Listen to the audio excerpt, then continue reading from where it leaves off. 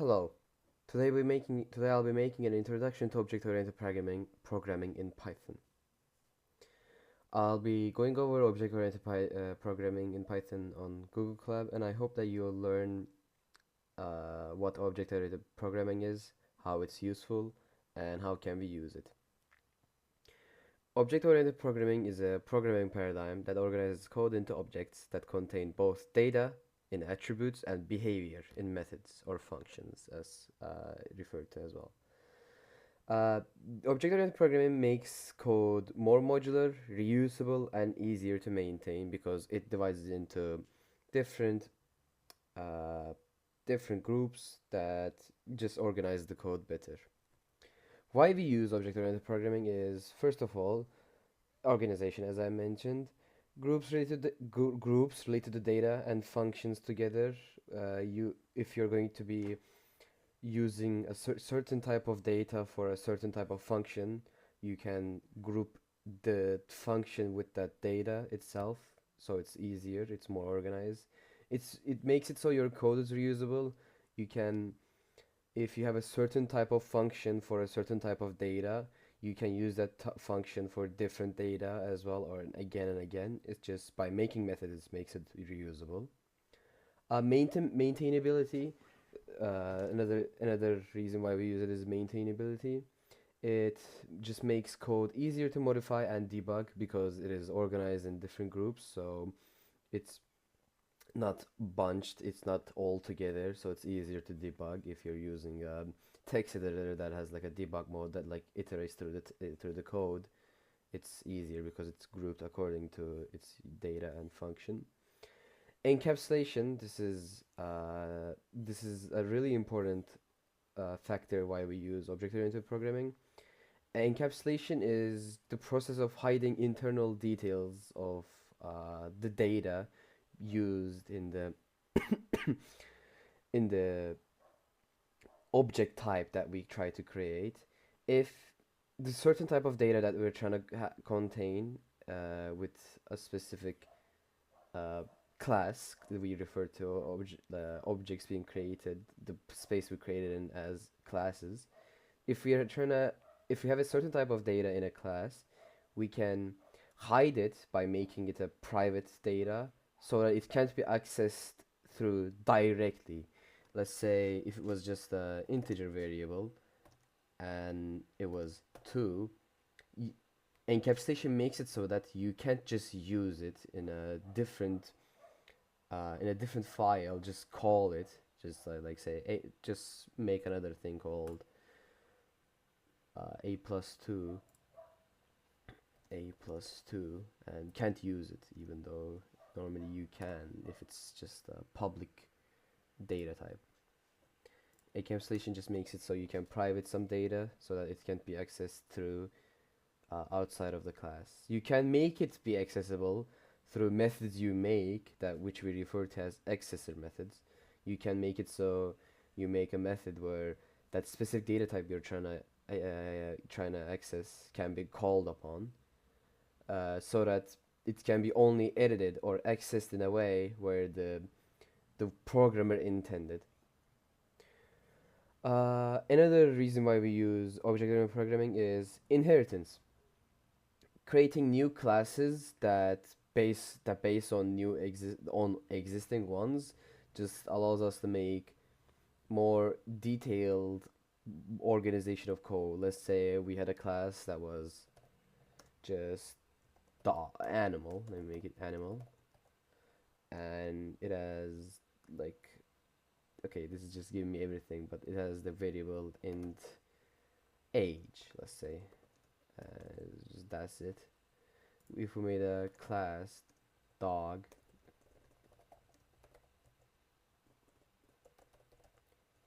we can make it inherit this class so that it will already have the int variable while defining the dog while we're trying to instantiate it. And finally, and for the reasons of why we use object-oriented programming, is polymorphism. Same interface, different implementations.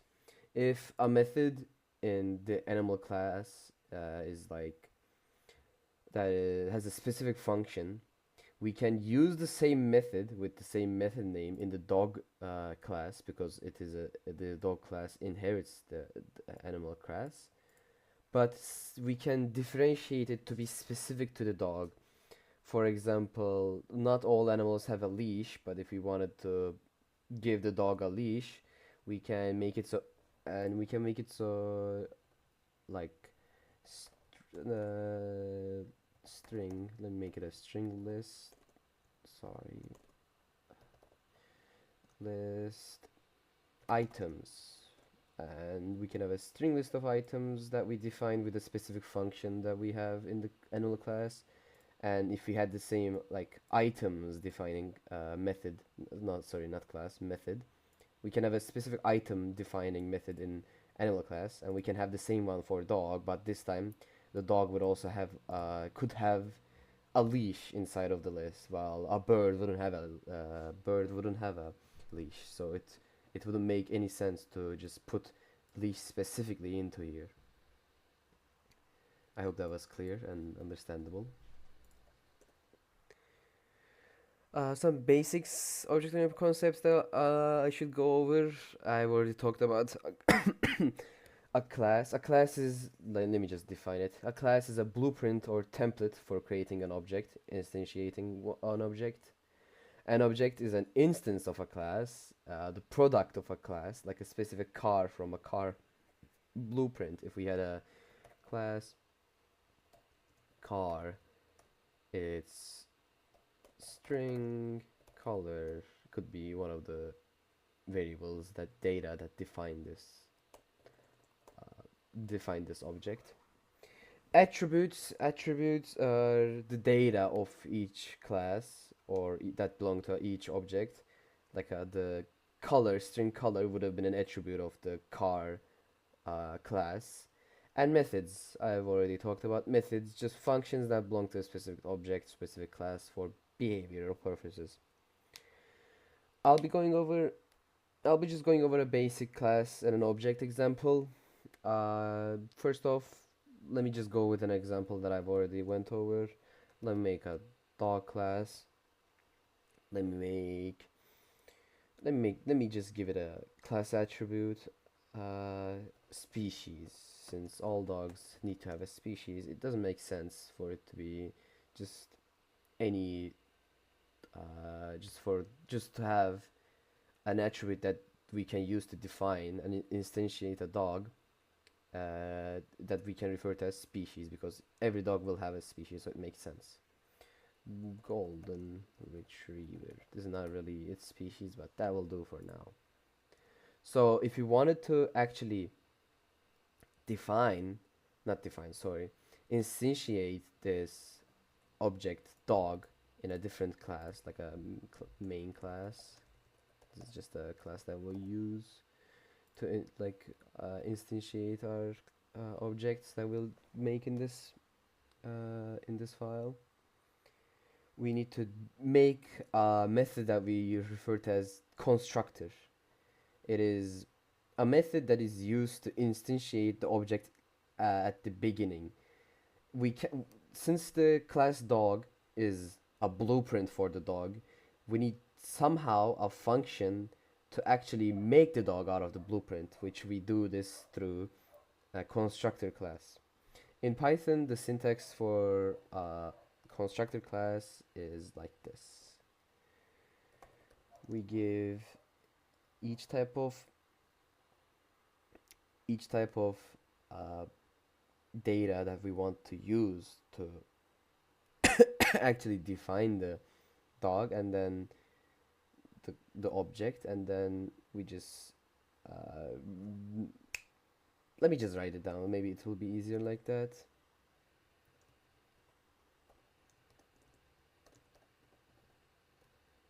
Also, we can this species that we just written is just a data type, the attribute that is going to be constant, that is going to be static for all of them, because we instantiate it and give it a value already before we even give it in a main class. Like, we could have just made it so it was remove this, we could have put it here, and while defining it in the main class, just put it there, put it here. Which, let me just finish the constructor, then I'll show. So the self parameter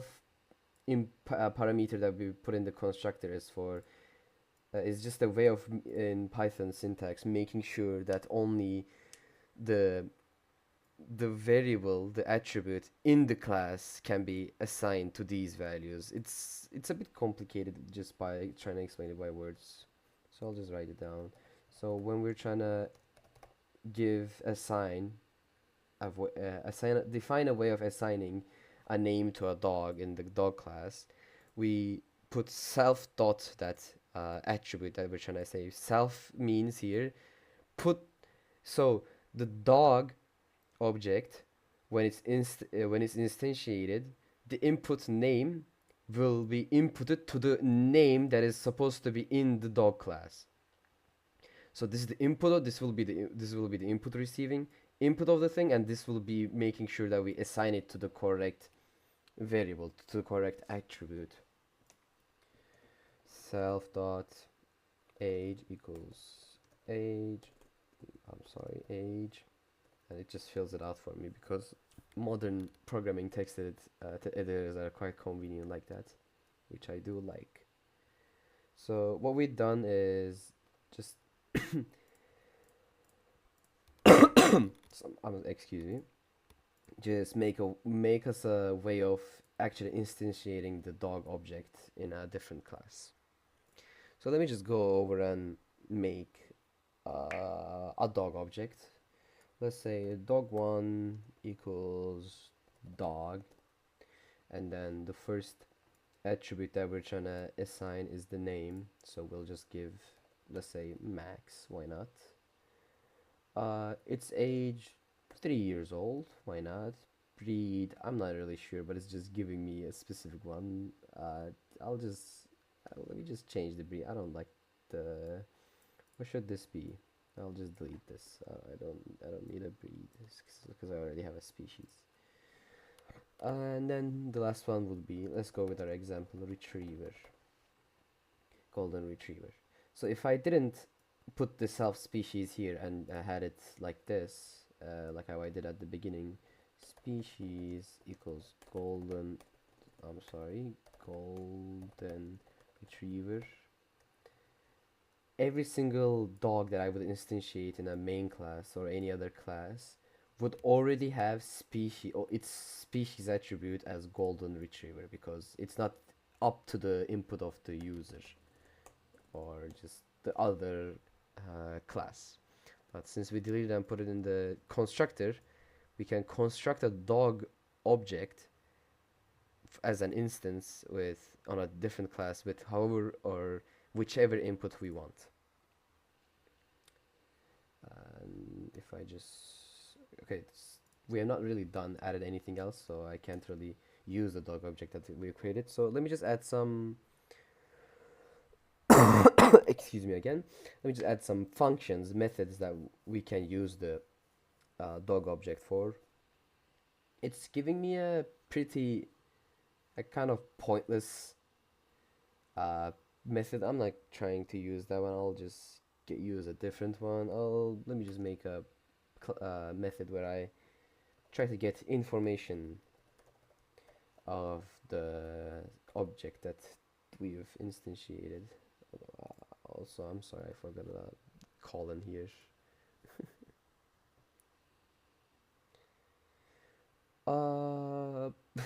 Yeah, the programming languages are, especially Google Colab, are just very convenient. They're very smart and they can fill whatever we really want.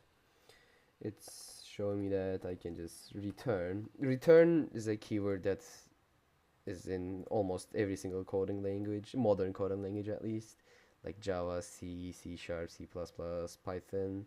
They all have it. It's just the keyword we use to define an output of a function, of a method. So I'll just make this f string. It's just how do I make a curly bracket again? I'm not really used to this keyboard. I don't think that's it. Oh, yeah, found it. Dot name. So we're trying to return the name of the dog when we use this function in a different class.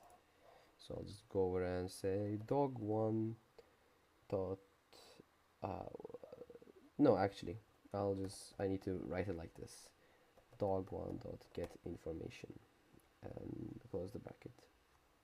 Yep. Now if I just run this, I should receive uh, the information self name. Oops, it looks like I made an error with something. Okay, the issue that I had was that I forgot to run the dog class. That was a simple mistake on my end. I just had to make sure I ran it so that it was saved up. And now when I try to run it, I'll get the information, the name of the dog. I can just change this into age, which would still make it work. I'll this time get the age. So we've created a function, a method, an accessor method to be specific, to access the age attribute of the dog object. So moving on, I want to show an example with encapsulation where I can just where I can make it so that I can only access it by the methods I made, because I can just I can probably, let me try. I'm not really sure, but I think maybe I can do this. Dog1 dot name. Yeah, I can just do this, right? I feel like I can just do this. Print, and this should work. Yep. Since it's not really private, I can just access it. But if I move over and use the syntax in Python, that makes it so it is privated and it can't be accessed without a function that is already defined, which in Python it is done by adding an underscore here at the beginning of the the part where we assign the value to the attribute in the dog class. If I run it like this and save it up, if I try to do this, it will give me an error because I can't directly access it. And in order to access it now, I have to, oops.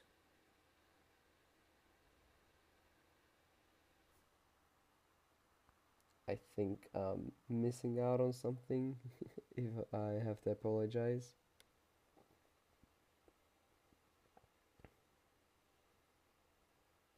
Oh, yeah, okay. I have to put an underscore here as well. Yes.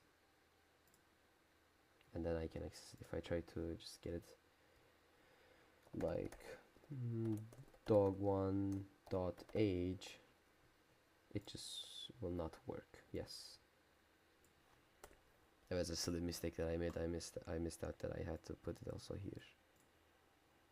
So we've privated these, not pirated, these attributes so that it can't be accessed in a way that we don't want. But they don't all have to be private. We can make it like this. We just don't want maybe the name and the age of the dog is confidential. It's a private information, you know. Maybe we're trying to make a class that we're trying to have a data set that defines a dog class for keeping the dog's values in Python, like a pet shelter, a dog shelter where they have a bunch of dogs, or maybe a vet that has like a bunch of dogs and they're trying to keep a history of the dogs. They can make the name, age, other information that don't want data that they don't want everyone to access, and make stuff like species, you know, which species have been treated in the vet. That is not really information that anyone would be sad that is like public, I would assume, you know. So you can just make it like dog1 dot species and it should work. I've ran this. Yep. See, it works. that's that's encapsulation. That explains how encapsulation is. Moving on, if I wanted to, I'll show inheritance, creating a new class from an existing one, which let's make one German Shepherd, because German Shepherd is a dog. I don't know how to spell shepherd. Thank you, Gemini. And we have to make sure it inherits the class dog, which for in Python syntax we do by the same way how we define a class, but just add in parentheses the class that we're trying to inherit. So we have to make another constructor for this class, but this time we have to use this keyword that we call super. Super is just the super, it's written like this.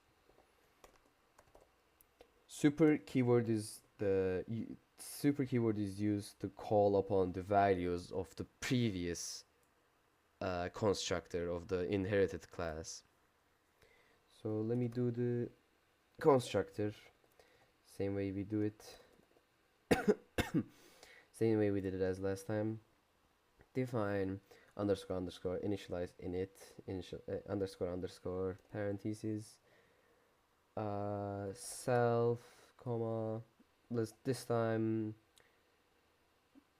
I'll add name as well, even though we have name. And this time I feel like German shepherds are usually police dogs. Let's just make them police, that'll be like a boolean value we'll use. So we're going to use super parentheses dot underscore underscore initialize underscore underscore and name comma a value that we can give or not give, that is also already in the first constructor, and another value that we can assign. We can just assign every single one from how we want to be assigned, overwrite it, and basically edit it from the German Shepherd class.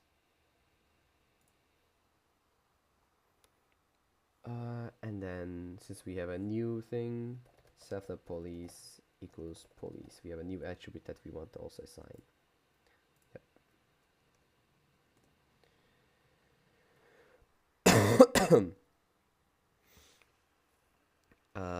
We can also make another one where we get information, just information, self, return f, comma, oops, self dot police, why not? So let's run this and save this.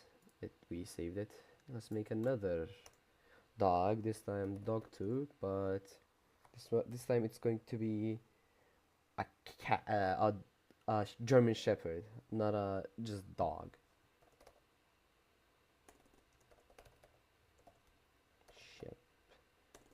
Shepherd. And in parentheses we're going to have a name and whether it's a police or not, and what name should we give it? Why not Gummy? And no, false. I hope that is registered. False is not defined. False. True. Okay, I have to capitalize it. I apologize. Okay, this dog has served as a police dog. And if we do print dog2, like get information, close the parentheses so it's proper, and run it, we get true. So we created another object. We instantiated another object, this time a German Shepherd object, which is an object that inherits the dog class to create a dog that has more specialized features, attributes that we define as the police attribute, and we can use polymorphism, override some functions that are already in the dog that are already in the dog class to give specialized function in the not upper, lower class. Sorry. Yep. That pretty much sums up most of the things that I've listed, if not all of them. And I hope that was clear. Few things I wanna go over when I think about object-oriented programming. Make sure you use it when you have multiple related data and functions, when you need to create multiple similar objects like a dog and a German Shepherd, when you want to organize and structure your code. Like if I wanted to go over German Shepherds, if I wanted to make a project where I have a bunch of different dogs and their functions as specialized breeds like German Shepherds, I need to obviously have a class where I define a dog, and I can have a German Shepherd, a pit bull as just like a guard dog, and etc. etc. Like they're more specialized, and I can structure it differently with different classes, so that it's easier to organize. It would be easier for me to specifically add something for a German Shepherd, and I wouldn't need to mess with just a function that would affect a feature that would affect, let's say, for a pit bull, because they would be in entirely different classes. They wouldn't be affected, which is nice. You should use it when you need to model real world concepts. Like I've said, it just makes it so much more convenient. And you should definitely use it when you make your code reusable and maintainable. We use the super thing to reuse the constructor from the class dog class. This is a really small example. You can think, oh, I could have just written it again from the start, but there will be so many times, let's say, like complex algorithms that you make for a specific class that you can just use in a different class, like in the main class. You don't need to. For example, if the dog class had the attribute where it contained all the dogs that were created and you wanted to sort them and had a sorting function here, you wouldn't need to write it again in a main class, again in a German Shepherd class, like a sorting algorithm that takes a lot of effort to actually write and contain a lot of space in your code. Just makes it harder to read for some people. It's just really convenient and makes it easier to understand. I hope that was helpful. I hope you learned something. Thank you. Bye.